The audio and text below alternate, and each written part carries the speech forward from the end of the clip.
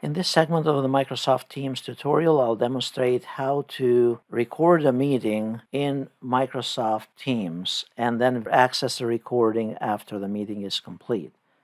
So we go here to the calendar. Let's say that on Tuesday, I want to have a meeting at 9:30. I put in the details, add the attendees. I could use the scheduling assistant and so on, and then press send. Now let's say that the meeting time came by, and now I open the meeting and everybody joins. And since I'm the organizer of the meeting, I want to go ahead and record it. I go here under more, scroll down to start recording. Obviously there would be web cameras here. Once the meeting is over, we leave the meeting, end it, or stop the recording as well from where we started.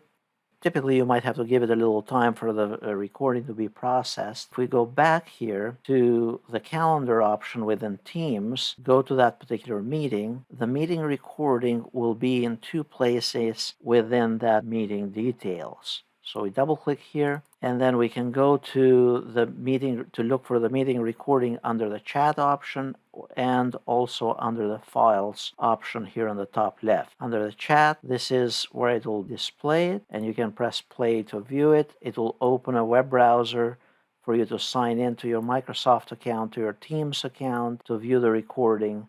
And if we go to files, it will be in here, and again, you'll need to sign in to the browser with your Teams account to view it. And then you'll press play. Larger for now. Obviously, there will be web. From here, you can share then this recording by clicking on the share icon, select share again, or you can copy the link to this sharing or embed it or manage permissions for viewing it and so on.